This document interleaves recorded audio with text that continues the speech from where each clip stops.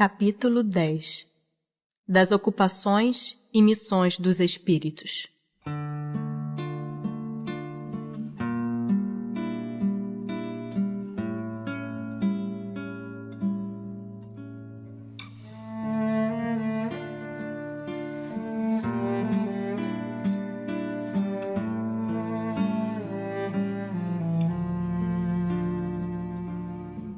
Alguma outra coisa incube aos espíritos fazer que não seja melhorarem-se pessoalmente?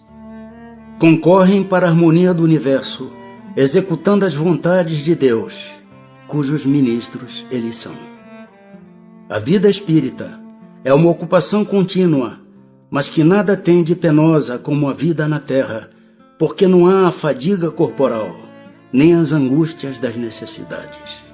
Também desempenham função útil no universo os espíritos inferiores e imperfeitos? Todos têm deveres a cumprir. Para a construção de um edifício não concorre tanto o último dos serventes de pedreiro como o arquiteto? Tem atribuições especiais cada espírito? Todos temos que habitar em toda parte e adquirir o conhecimento de todas as coisas, presidindo sucessivamente ao que se efetua em todos os pontos do universo. Mas como diz o Eclesiastes, há tempo para tudo. Assim, tal espírito cumpre hoje neste mundo seu destino, tal outro cumprirá, ou já cumpriu o seu, em época diversa, na terra, na água, no ar, etc. São permanentes para cada um e estão nas atribuições exclusivas de certas classes as funções que os espíritos desempenham na ordem das coisas? Todos têm que percorrer os diferentes graus da escala para se aperfeiçoarem. Deus, que é justo, não poderia ter dado a uns a ciência sem trabalho, destinando outros a só a adquirirem com esforço. Já não tendo o que adquirir, os espíritos da ordem mais elevada se acham em repouso absoluto ou também lhes tocam ocupações?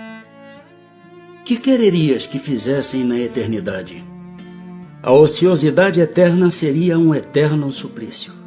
De que natureza são as suas ocupações? Receber diretamente as ordens de Deus, transmiti-las ao universo inteiro e velar por que sejam cumpridas. São incessantes as ocupações dos espíritos? Incessantes, sim, atendendo-se a que sempre ativos são os seus pensamentos, porquanto vivem pelo pensamento. Importa, porém, não identifiqueis as ocupações dos espíritos com as ocupações materiais dos homens. Essa mesma atividade lhes constitui um gozo pela consciência que têm de ser úteis. Concebe-se isto com relação aos bons espíritos.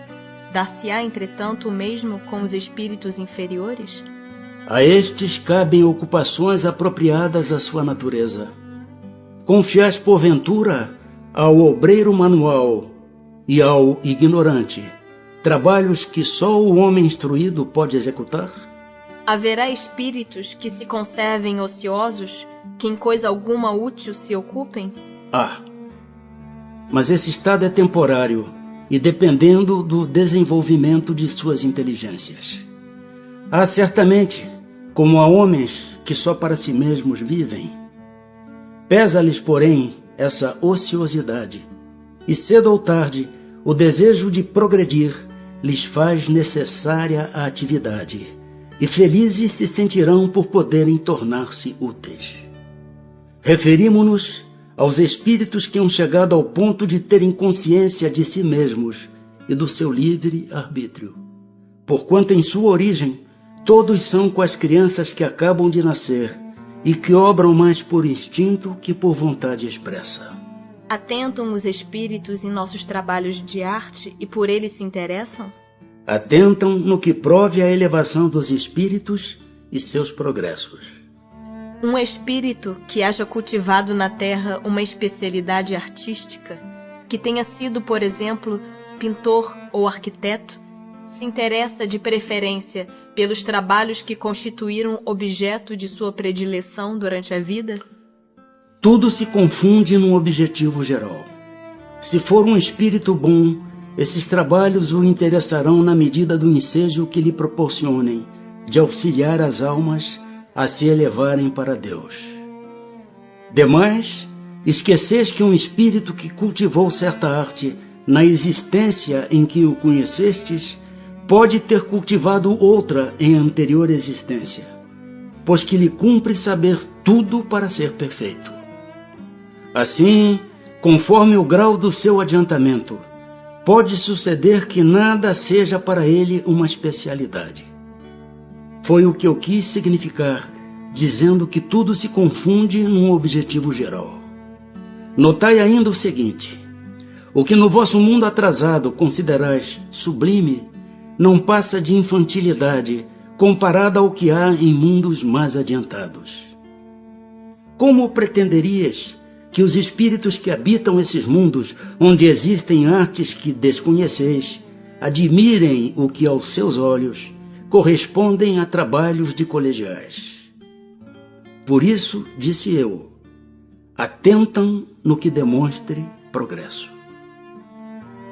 Concebemos que seja assim em se tratando de espíritos muito adiantados. Referimo-nos, porém, a espíritos mais vulgares que ainda se não elevaram acima das ideias terrenas. Com relação a esses, o caso é diferente.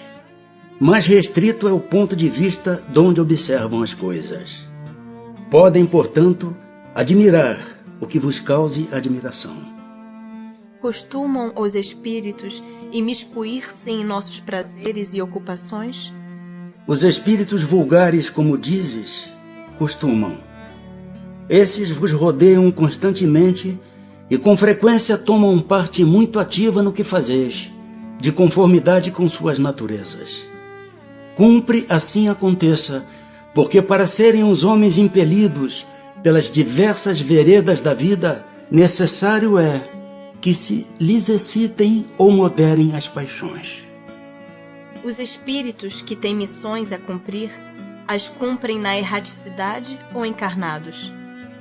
Podem tê-las num e no outro estado. Para certos espíritos errantes, é uma grande ocupação. Em que consistem as missões de que podem ser encarregados os espíritos errantes?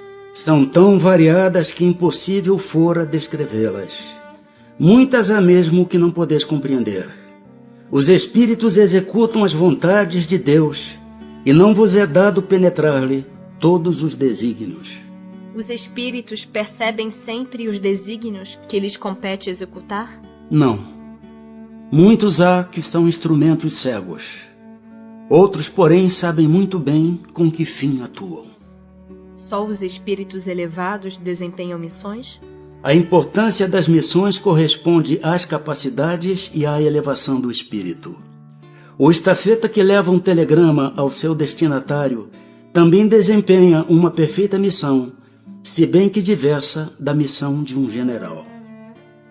A missão de um espírito lhe é imposta ou depende da sua vontade? Ele a pede, e ditoso se considera se a obtém. Pode uma igual missão ser pedida por muitos espíritos? Sim. É frequente apresentarem-se muitos candidatos, mas nem todos são aceitos. Em que consiste a missão dos espíritos encarnados? Em instruir os homens, em lhes auxiliar o progresso, em lhes melhorar as instituições, por meios diretos e materiais. As missões, porém, são mais ou menos gerais e importantes. O que cultiva a terra desempenha tão nobre missão como o que governa ou aquele que instrui. Tudo em a natureza se encadeia. Ao mesmo tempo que o espírito se depura pela encarnação, concorre dessa forma para a execução dos desígnios da providência. Cada um tem neste mundo a sua missão, porque todos podem ter alguma utilidade. Qual pode ser, na Terra, a missão das criaturas voluntariamente inúteis?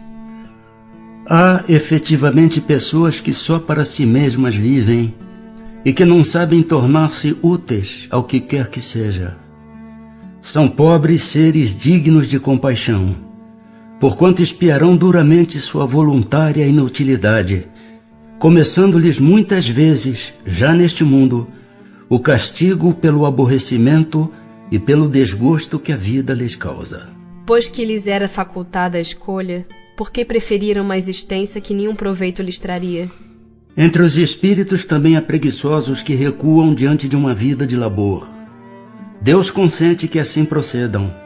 Mais tarde compreenderão à própria custa os inconvenientes da inutilidade a que se votaram e serão os primeiros a pedir que se lhes conceda recuperar o tempo perdido.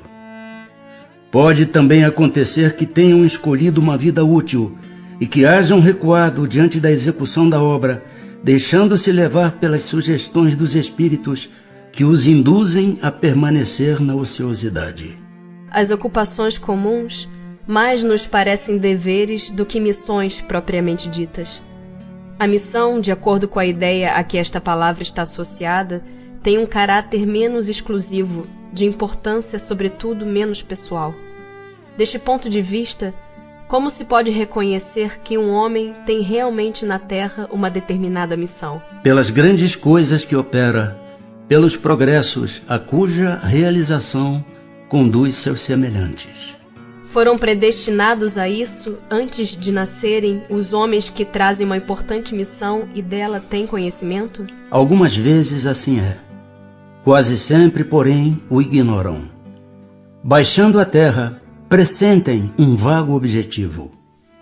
Depois do nascimento, de acordo com as circunstâncias, é que suas missões se lhes desenham às vistas. Deus os impele para a senda onde devam executar-lhe os desígnios. Quando um homem faz alguma coisa útil, a faz sempre em virtude da missão em que foi anteriormente investido e a que vem predestinado? Ou pode suceder que haja recebido missão não prevista? Nem tudo o que o homem faz resulta de missão a que tenha sido predestinado. A miudade, às vezes, é um instrumento de que se serve um espírito para fazer que se execute uma coisa que julga útil. Por exemplo, entende um espírito ser útil que se escreva um livro, que ele próprio escreveria se estivesse encarnado. Procura então o escritor mais apto a lhe compreender e executar o pensamento. Transmite-lhe a ideia do livro e o dirige na execução.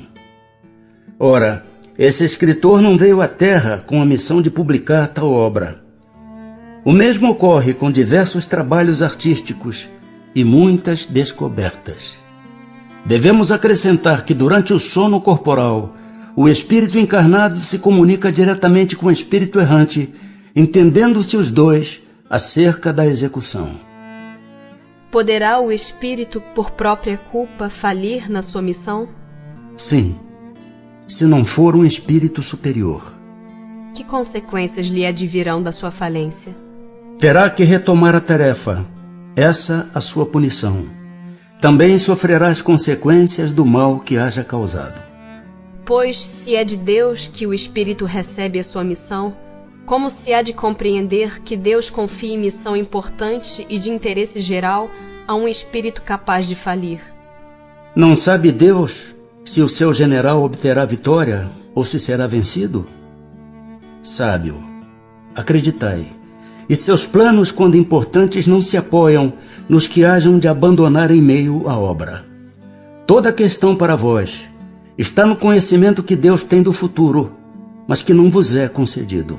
O espírito, que encarna para desempenhar determinada missão, tem apreensões idênticas às de outro que o faz por provação? Não, porque traz a experiência adquirida. Certamente desempenham missão os homens que servem de faróis ao gênero humano, que o iluminam com a luz do gênio. Entre eles, porém, alguns há que se enganam, que de par com grandes verdades propagam grandes erros. Como se deve considerar a missão desses homens? Como falseadas por eles próprios. Estão abaixo da tarefa que tomaram sobre os ombros. Contudo, necessário se faz levar em conta as circunstâncias. Os homens de gênio têm que falar de acordo com as épocas em que vivem, e assim, um ensinamento que pareceu errôneo ou pueril numa época adiantada, pode ter sido o que convinha no século em que foi divulgado. Pode-se considerar como missão a paternidade? É, sem contestação possível, uma verdadeira missão.